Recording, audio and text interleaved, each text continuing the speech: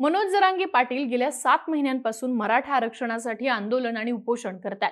आतापर्यंत हे आंदोलन तसं राजकीय घडामोडींपासून लांबच होतं। मात्र रविवारी 25 फेब्रुवारीला या आंदोलनाला खऱ्या अर्थाने राजकीय वळण मिळालं।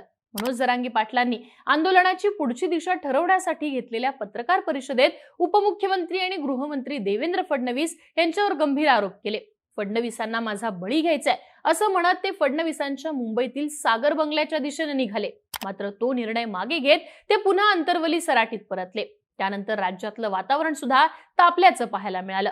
मनोज जरांगे यांच्या मागे पवारांचा हात असल्याची शंका भाजपच्या नेत्यांकडून व्यक्त करण्यात आली। इकडे आंदोलकांवर गुन्हे दाखल झाले। जरांगेंनी उपोषण स्थगित केलं आणि साखळी उपोषण करणार असल्याचं सांगितलं। आज या सगळ्याचे पडसाद राज्याच्या अर्थसंकल्पीय अधिवेशनात उमटल्याचं पाहायला मिळालं। आशिष शेलारांनी सगळ्या प्रकरणावर एसआयटी स्थापन करण्याची मागणी केली, तर प्रवीण दरेकरांनी संगीता वानखेडेंचा हवाला देत यामागे राजेश टोपे आणि शरद पवारांचा हात असल्याचा आरोप केलाय। या सगळ्या प्रकरणावर मनोज जरांगे पाटील यांचं आंदोलन आणि आर्थिक मदतीची चौकशी करण्यासाठी एसआयटी स्थापन करण्याचा निर्णय विधानसभा अध्यक्ष राहुल नार्वेकर यांनी दिलाय।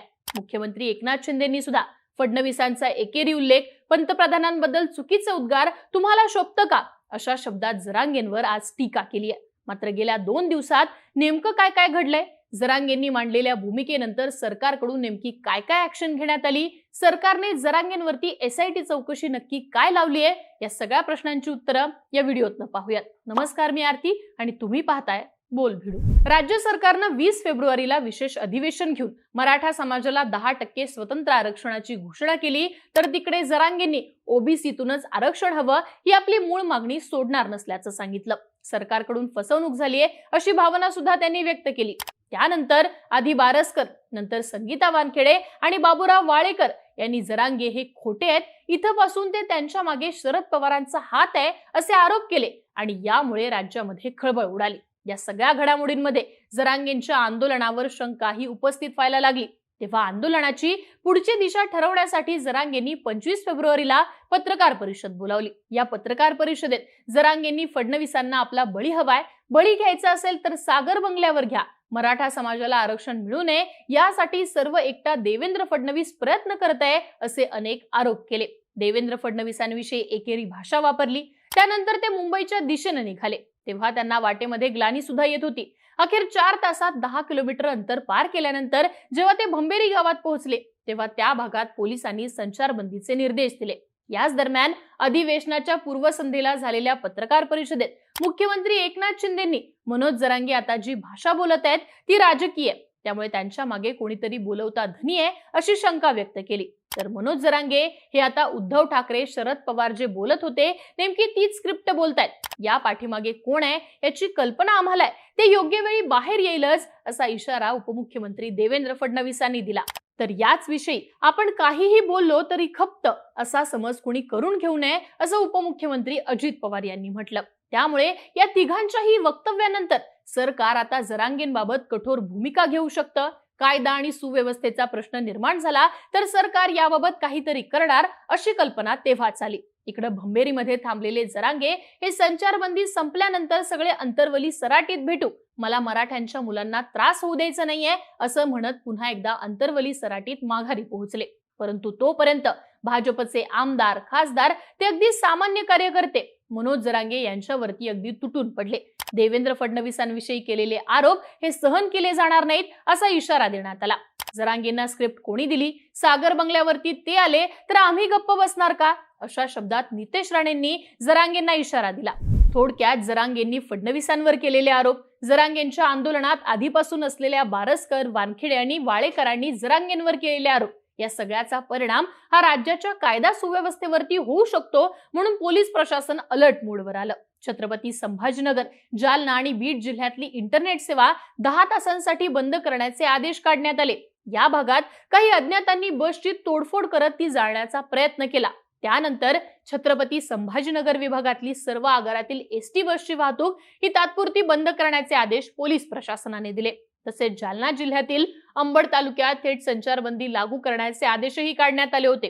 त्यामुळे या परिसरात मराठा आंदोलकांना मनाई असणार आहे अशी माहिती पोलीस सूत्रांकडून बाहेर आली।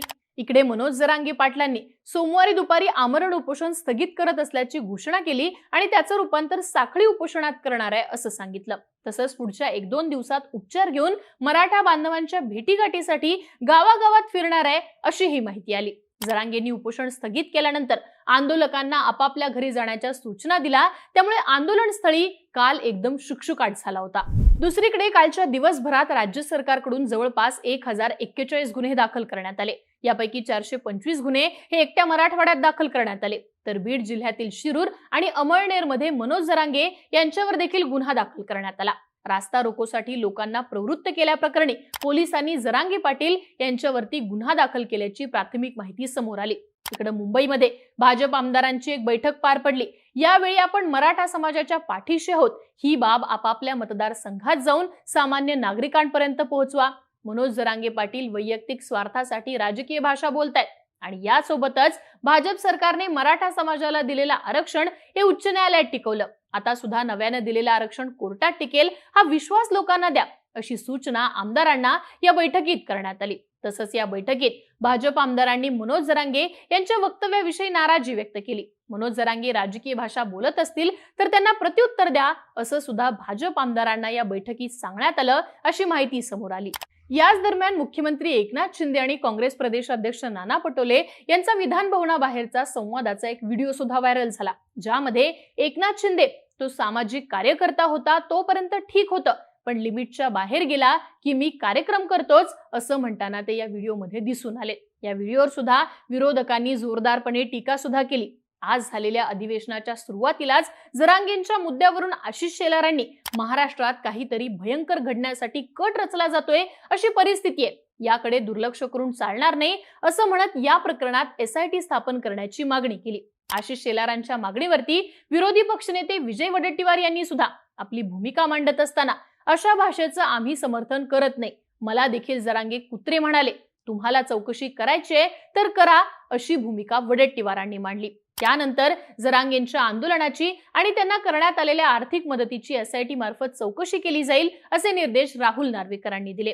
तर मनोज जरांगे यांची नार्को टेस्ट करा. राजेश टोपेंच्या कारखान्यावर षडयंत्र रचलं गेलंय. जरांगेंना पवारांचे फोन यायचे असं संगीता वानखेडेंनी सांगितले.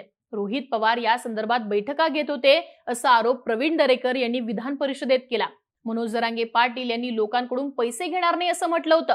मग आंदोलनाच्या वेळी लाखो रुपये आले कुठून याची ED मार्फत चौकशी झाली पाहिजे आणि मनोज जरांगे यांना अटक केली पाहिजे अशी मागणी प्रवीण दरेकर यांनी आज विधान परिषदेत केली. तर राज्य सरकारवर जनतेचा विश्वास नाहीये. सरकारने मनोज जरांगेंशी काय चर्चा झाली हे समोर आणावं असं नाना पटोलेंनी म्हटले.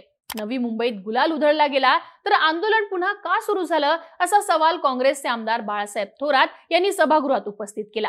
या सगळ्यावरती गृहमंत्री देवेंद्र फडणवीस यांनी सुद्धा आपली भूमिका आक्रमकपणे मांडल्याचं दिसलं.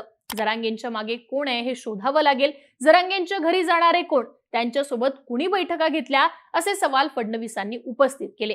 या सगळ्यानंतर जरांगेंनी सुद्धा आपली भूमिका स्पष्ट केली आहे. देवेंद्र फडणवीस हे आशिष शेलार यांच्या खांद्यावरती बंदूक ठेवून गोळी चालवणार आहेत. मी कुठेच चुकीचं नाहीये आणि कुठेच गुंतू शकत नाही. मला सगळ्यात जास्त फोन तुमचेच आले असून फेस कॉल वरती काय काय बोललेत ते मी पण उघड करतो. न्यायचंच आहे तर तुरुंगात घेऊन जा, चौकशी लावा. मला सगळ्यात जास्त फोन तुमचेच आलेत. आता म्हणाले तर मी सलाईन उचलून चौकशीला येतो असं जरांगे पाटील यांनी प्रत्युत्तर दिलंय. त्यामुळेच आता मनोज जरांगे यांच्यावरती राज्य सरकारने लावलेल्या SIT चौकशीने वातावरण ढवळून निघाले आणि त्याचे पडसाद सुद्धा आपल्याला पाहायला मिळतात. या सगळ्यामध्ये मनोज जरांगे यांच्या आंदोलनासाठी नेमकी आर्थिक मदत कोणी केली? खरंच आंदोलनाच्या दिवशी मनोज जरांगे आणि काही राजकीय नेत्यांमध्ये बैठका झाल्या होत्या का? या सगळ्या पाठीमागे कोणाचा राजकीय हस्तक्षेप आहे का? कोणी गुंड प्रवृत्तीचे लोक सुद्धा या सगळ्यामध्ये सहभागी आहेत का? या सगळ्याची चौकशी आता SIT मार्फत केली जाईल अशी माहिती मिळतेय. तुम्हाला काय वाटतं? मनोज जरांगे यांच्या मागे राज्य सरकारने जी SIT चौकशी लावली आहे ती बरोबर आहे की चूक आहे? तुमच्या प्रतिक्रिया आम्हाला कमेंट बॉक्समध्ये लिहून नक्की कळवा आणि अशाच माहितीपूर्ण व्हिडिओसाठी बोलव्हिडिओच्या YouTube चॅनलला सबस्क्राईब करायला विसरू नका.